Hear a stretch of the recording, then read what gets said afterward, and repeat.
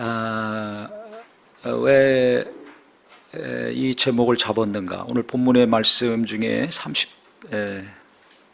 29절에 있는 말씀인데, 제가 제 아내하고 이야기를 하다가 이제 뭐 이야기하면 여러 가지 얘기 중에 이제 교회 목회에 관련된 이야기도 있죠.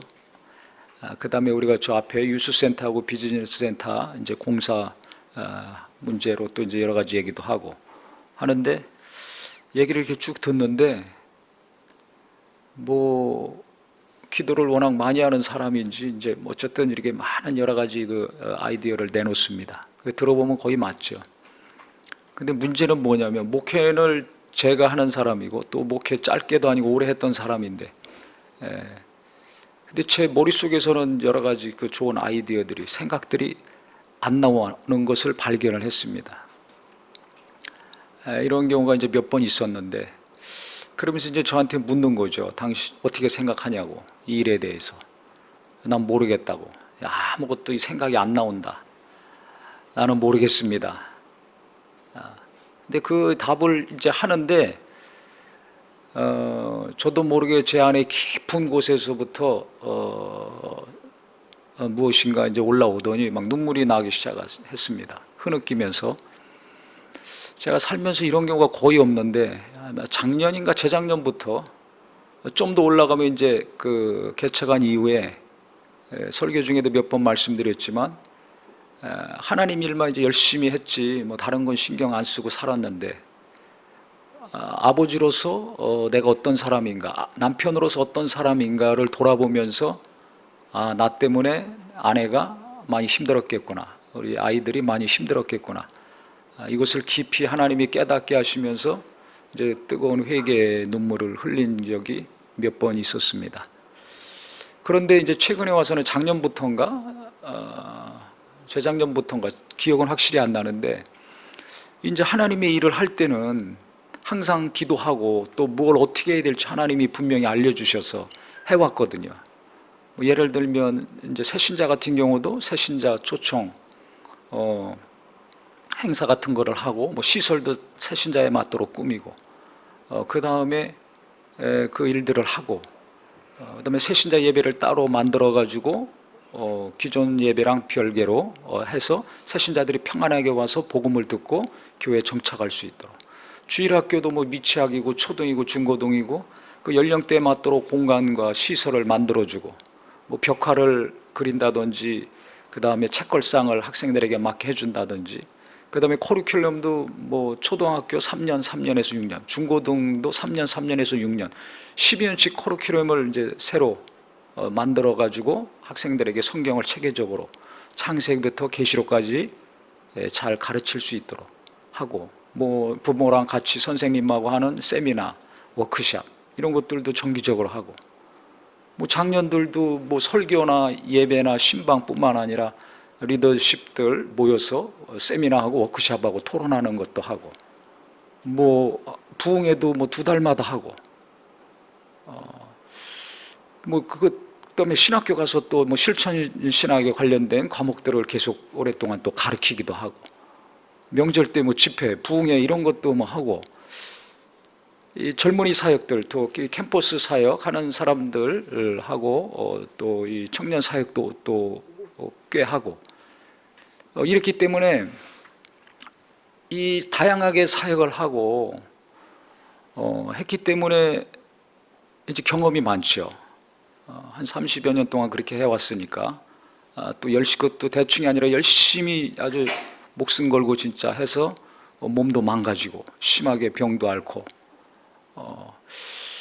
그래서 이제 무슨 일을 하든지 뭐 전도에 관련된 거나 주일학교 관련된 거나 뭐 시설에 관련된 거나 리더들에 관련된 거나 뭐 예배나 뭐 등등 여러 가지 있어서 해왔기 때문에 항상 그 지혜를 하나님이 주셨습니다.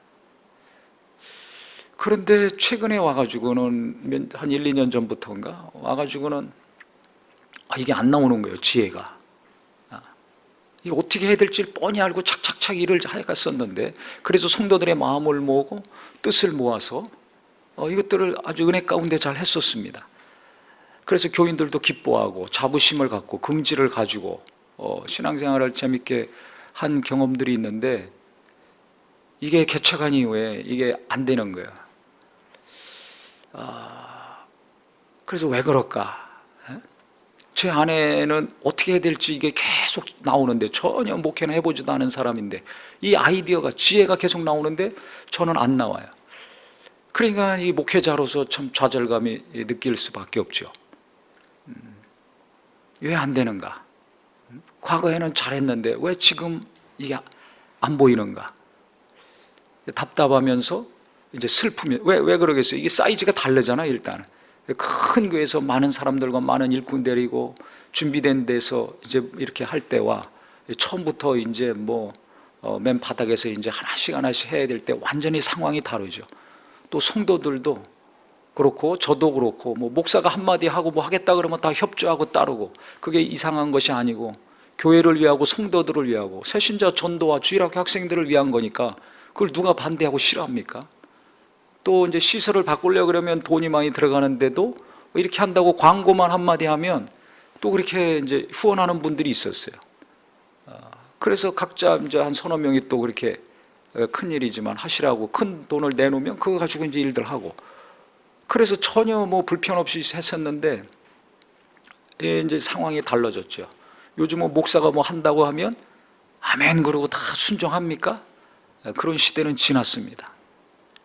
각자 의견이 있어요. 설교를 하더라도 다 은혜 받는 시대는 이미 지났습니다. 누가 은혜 받으면 누구는 은혜 못 받습니다. 모든 게 그렇습니다. 그래서 지금 우리나라 사회도 갈등이 계속 일어나는 게 왜 그러냐? 각자 생각이 다 달라요. 다 달라요. 집안에서도 두세 사람이 모이면 의견 충돌이 일어나죠. 왜? 전에는 아버지가 한마디 하면 다 따랐어요. 맞던 안 맞던. 가만히 있었으면, 지금은 부모가 한마디 잘못하면 옆에 있는 사람들이 가만히 있습니까? 안 있습니까? 절대 가만히 안 있습니다. 특히 아버지들이 엉뚱한 얘기 많이 하거든요. 남자들이 이 경직돼 있어가지고. 그럼 엄마들이 당장 바른 얘기 하죠. 맞는 얘기지만 기분 나쁘니까 또 아버지 입에서 안 좋은 얘기 나오고, 애들도 한마디씩 또 하죠. 가만히 안 있습니다. 요새 누가 아버지가 얘기한다고 아이들이 가만히 있습니까? 바른 소리 합니다. 맞건 틀리건 또 자기 생각과 주장을 내세웁니다. 그러니까 이게 여러 가지 사람들이 모이면 복잡할 수밖에 없어요. 교회도 마찬가지죠. 과거에 이거 합니다 그러면 그런 줄 알고 따르고 순종하고, 지금 그런 시대는 지났어요. 각자 의견을 다 수렴해야 되고 사정과 형편을 알아야 되고 이해시키고, 그래서 뭔가 합의가 돼야지 일이 진행이 되고 조용하고 평안하지, 그렇지 않고 몇몇 사람이 합시다 그래서 해버리면 그게 아무리 맞고 좋은 거라도 어려움을 겪는 경우가 있습니다. 그러니까 여러 가지 생각하다 보니까 어떻게 해야 될 것인가, 어떻게 될 것인가 고민은 많고 머리는 무거워지면서 이게 답이 안 나오는 거예요.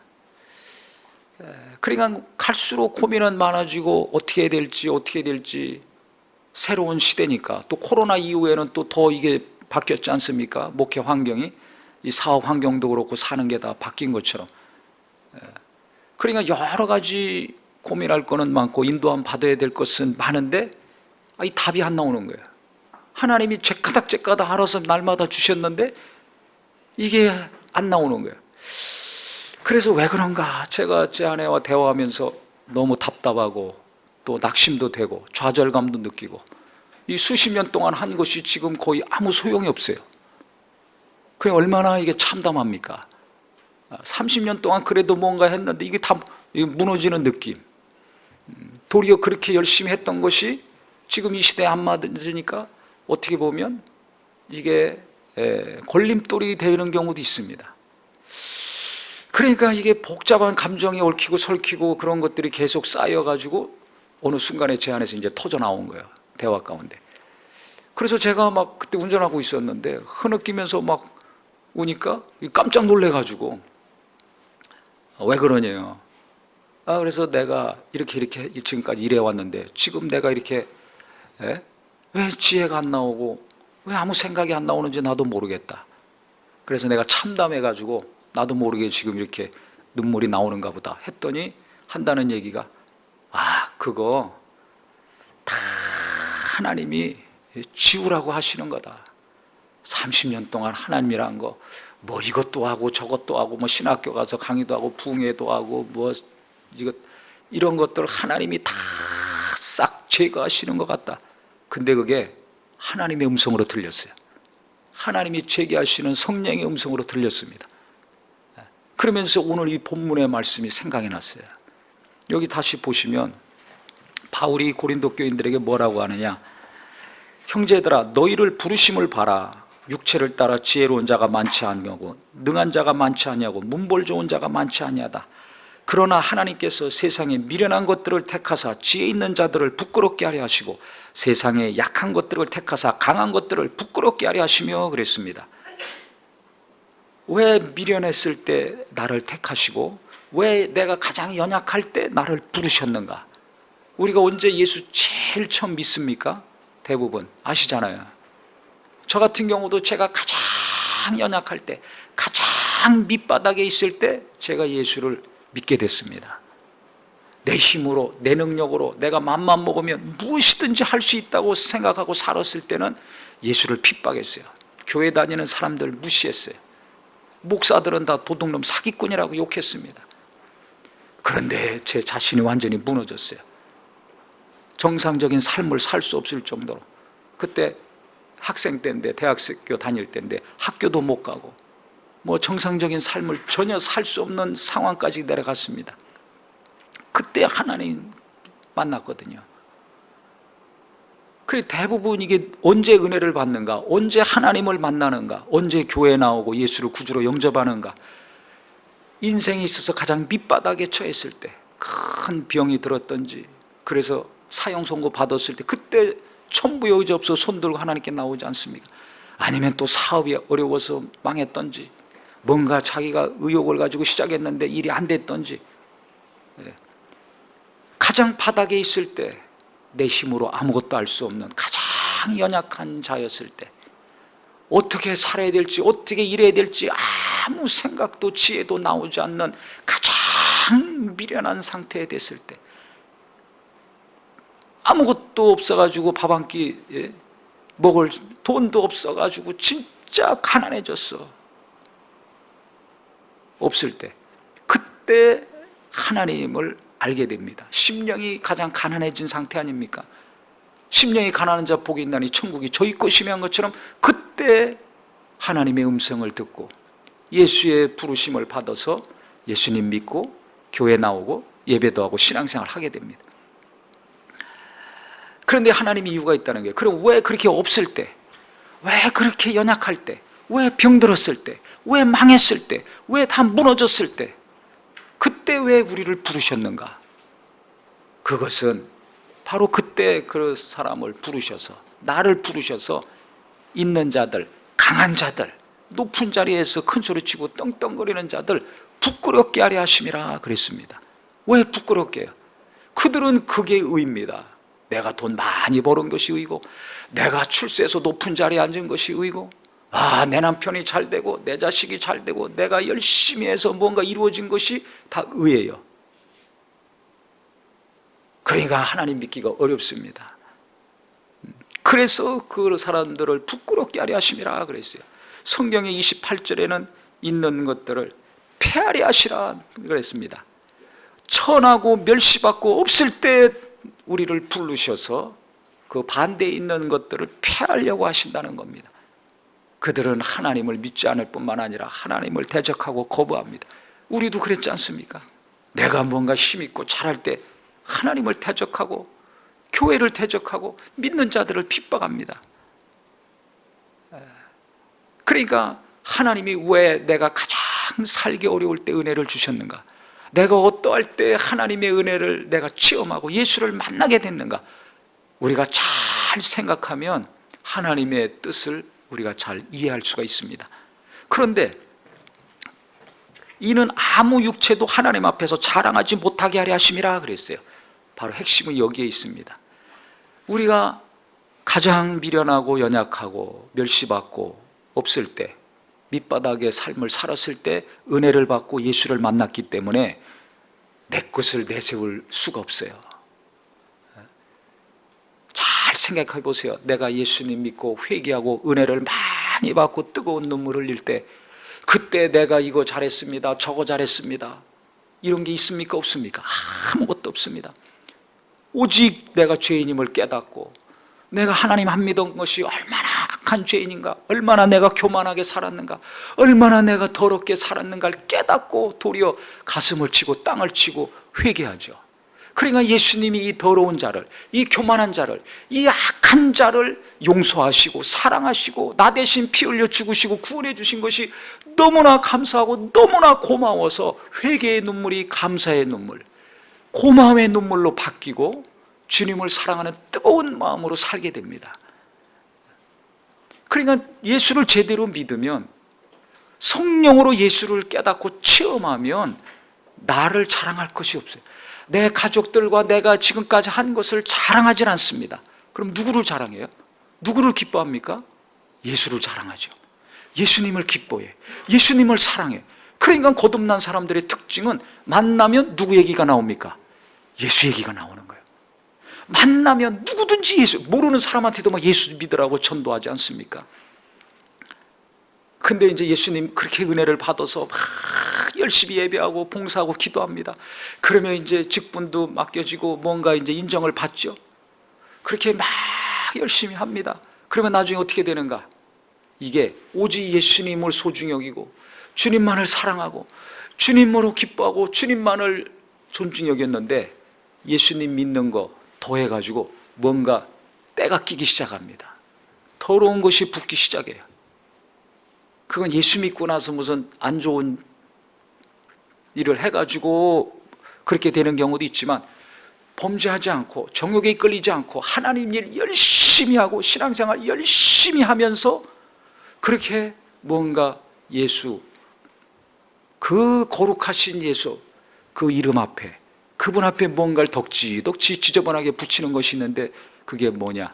내가 한 신앙생활이, 내가 열심히 했던 그 행위가 의가 돼가지고, 나도 모르는 사이에 의가 돼가지고 나와 예수님 사이에 지저분한 것들로 끼게 되는 겁니다. 그래서 바울이 이걸 정확하게 아는 사람이에요. 왜냐하면 이 빌립보서 3장에 보면 그가 어떻게 신앙생활을 했는지가 잘 나와 있습니다. 빌립보서 3장 3절부터 보면 제가 읽겠습니다. 하나님의 성령으로 봉사하며 그리스도 예수로 자랑하고 육체를 신뢰하지 아니하는 우리가 곧 할례파라. 예수 믿어도 할례 받아야 된다는 이 율법을 강조하는 사람들이 그 당시 많았거든요. 그래서 그들을 이제 대변하면서 변론하면서 빌립보 교인들에게 얘기하고 있는데, 여기도 보면 예수를 자랑해라. 봉사는 성령으로 하고 예수를 계속 자랑해라. 예수 안에서 자랑하라는 거예요. 그러니까 우리는 자랑할 것이 있다는 겁니까? 없다는 겁니까? 없다는 거예요. 예수 믿고 성령 받은 다음에 성령으로 봉사하는 사람은 항상 하나님께 감사하고 예수를 자랑합니다. 나를 구원하신 예수, 나를 거룩하게 해주신 예수, 나를 사랑하신 예수, 이 예수밖에 안 나오죠. 그런데 성령으로 봉사 안 하고 우리가 하다 보면 내 열심으로 할 때가 있어요. 내 뜻대로 할 때가 있어요. 그럴 때 있습니다. 사람인지라. 목회자도 마찬가지, 젊은 사람도 마찬가지. 언제 예수 믿었던지 뭔가 자기가 원해가지고 할 때도 있습니다. 또 성령으로 했다 할지라도 그것이 나중에 내 의가 돼가지고 자랑거리가 될 수도 있어요. 이거를 하나님이 저한테 깨닫게 하신 거예요. 그날 대화를 통해 가지고. 저도 가끔 설교하다가 이제 목회 한 30년 이상 목회했다고 이런 경우 한두 번 한 적이 있거든요. 그러니까 그걸 자랑하려고 한 것이 아니라 그건 사실이고 경력이니까. 하지만 그 내면에는 그것이 너한테 지금 의가 돼 있다, 이걸 하나님이 깨닫게 하셨습니다. 네가 이런 사역도 하고 저런 사역도 했냐? 이것도 하고 저것도 했냐? 그거 맞는 일이야, 사실이야, 거짓이 아니야. 하지만 그것이 내게 의가 돼 있다. 그거 다 떼베끼듯이 싹싹 다 벗어내야 된다. 이걸 하나님이 깊이 알게 하셨어요. 그래서 바울도 그가 예수님 믿기 전에 신앙생활을 보통 열심히 한 것이 아닙니다. 어느 정도로 열심히 했냐면, 나도 육체를 신뢰할 만하며 만일 누구든지 다른 이가 육체를 신뢰할 것이 있는 줄로 생각하면 나는 더욱 그러하려니 나는 8일 만에 할례를 받고 이스라엘 족속이요 베냐민 지파요 히브리인 중에 히브리인이요 율법으로는 바리새인이요 열심으로는 교회를 박해하고 율법의 의로는 흠이 없는 자라 그랬어요. 이게 무슨 소리냐면 태어나서부터 지금까지 내가 율법을 다 지켰다는 겁니다. 그러니 이게 얼마나 열심히 한 겁니까? 어떻게 율법을 다 지켜요? 어떻게 하나님 말씀을 지키고 사냐 이거야. 그런데 그렇게 살았어요. 8일 만에 할례 받고 그 다음부터 흠이 없을 정도로 살았다는 겁니다. 바리새인 중에 난 바리새인이다. 바리새인이 왜? 말씀으로 돌아가서 말씀대로 살자고 했던 사람도 아닙니까? 그래서 난 진짜 말씀대로 살았다. 그래서 율법으로는 흠이 없는 자다. 이건 뭘 강조하냐면 나는 행위가 완전한 자다. 하나님 앞에서 신앙생활 흠잡을 것이 없이 한 사람이다. 이 이야기입니다. 그런데 그가 뭐라고 합니까? 그러나 무엇이든지 내게 유익하던 것을 내가 그리스도를 위하여 해로 여길 뿐더러 또한 모든 것을 해로 여김은 내 주 그리스도 예수를 아는 지식이 가장 고상하기 때문이라. 내가 그를 위하여 모든 것을 잃어버리고 배설물로 여김은 그리스도를 얻고 그 안에서 발견되려 함이니 내가 가진 의는 율법에서 난 것이 아니요 오직 그리스도를 믿음으로 말미암은 것이니 곧 믿음으로 하나님께로부터 난 의라 그랬습니다.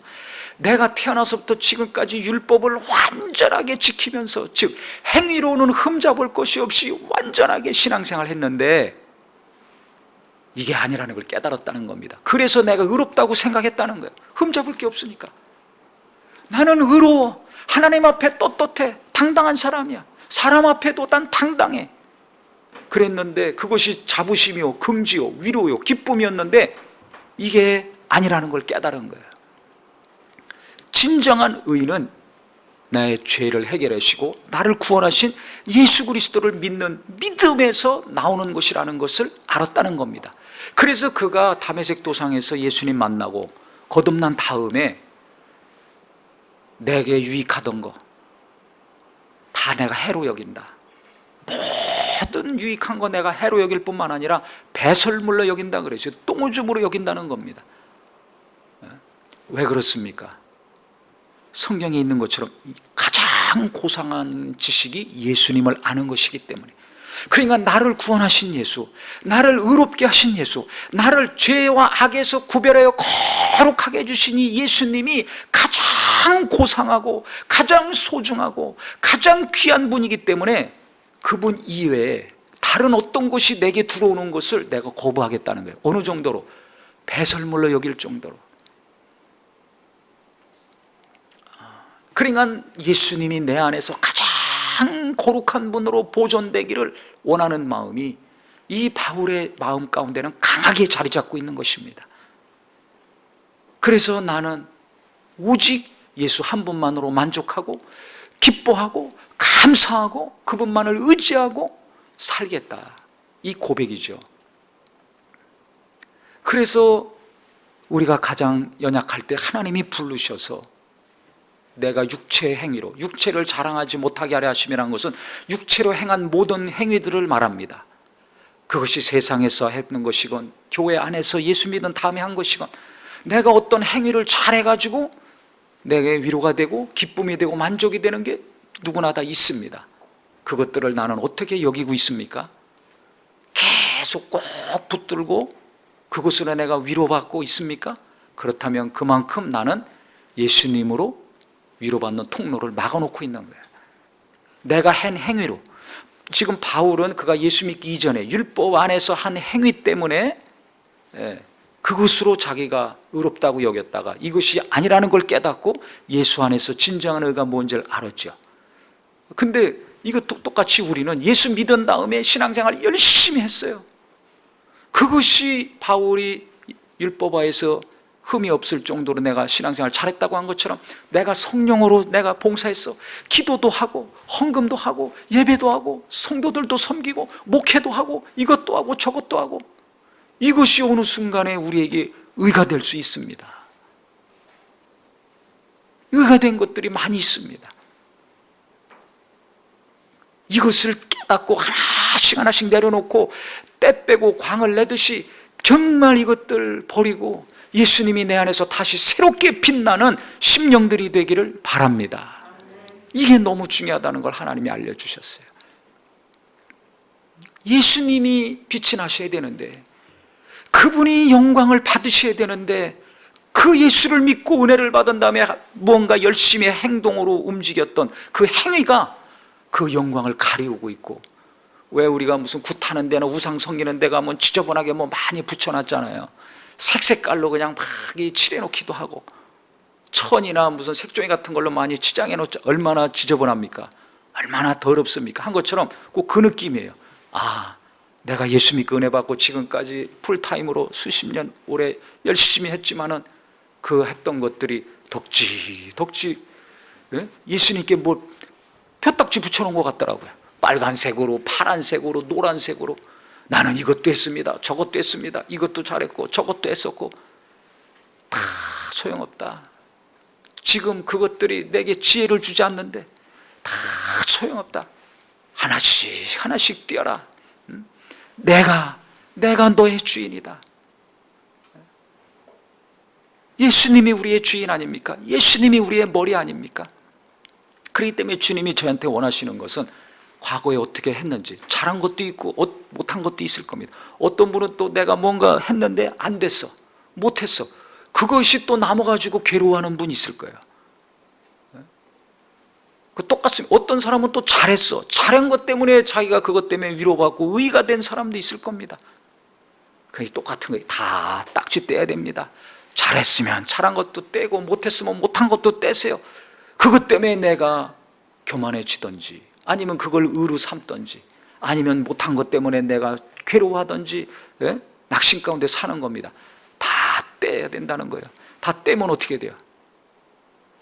예수만 남는 거죠. 그러니까 하나님이 원하시는 것은 우리 안에 예수님이 더 선명하고 더 분명하고 더 깨끗하게 남겨지기를 원하십니다. 아멘. 잘했건 못했건, 능력이 있건 없건, 이게 문제가 아니에요. 우리는 꼭 그거 따지잖아요. 내가 잘했나 못했나, 저 사람이 잘했나 못했나. 그건 세상의 눈입니다, 기준입니다. 하나님은 그게 아니에요. 예수님이 우리한테 뭐 잘했다고 못했다고 합니까? 우리가 못하는 거 다 뒤집어 씌우고 담당하고 우리를 구원해 주셨잖아요.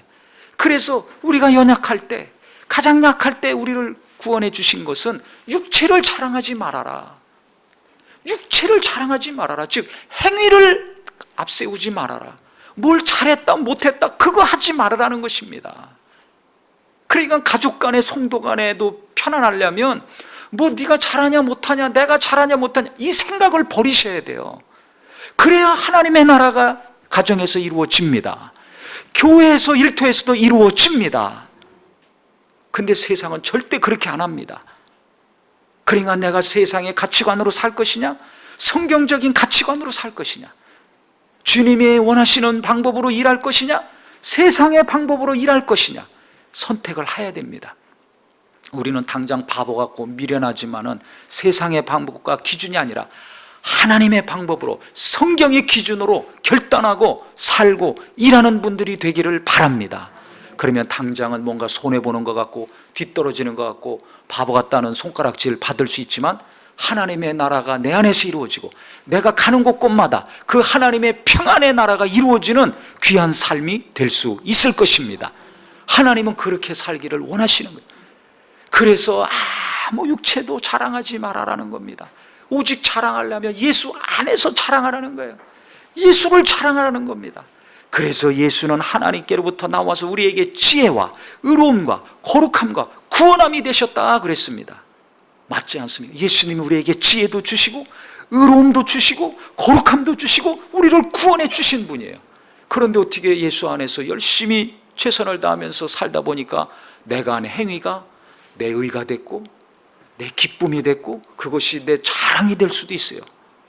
이것을 하나님은 기뻐하지 않고 제거하라는 것입니다.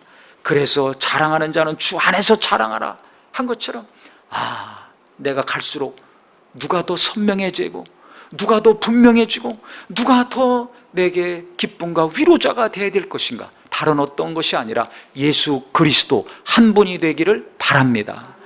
지금 코로나 때문에 이 이동 제한이 있으니까 이 지구가 깨끗해진 거 아시죠?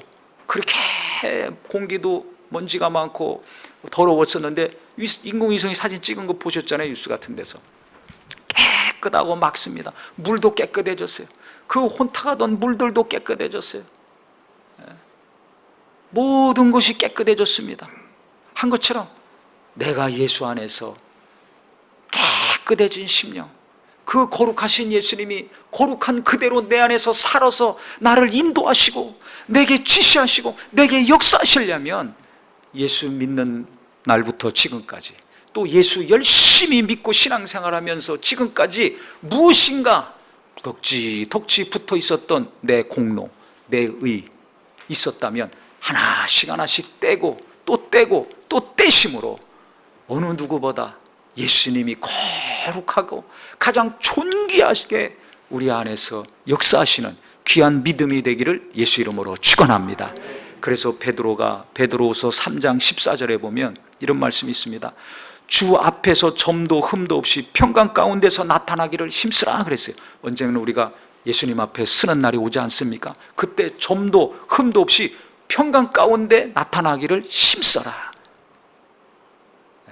우리가 내 의와 내 공로와 내 열심으로 한 행위들, 그것들 하나씩 내려놓으면 어떻게 됩니까?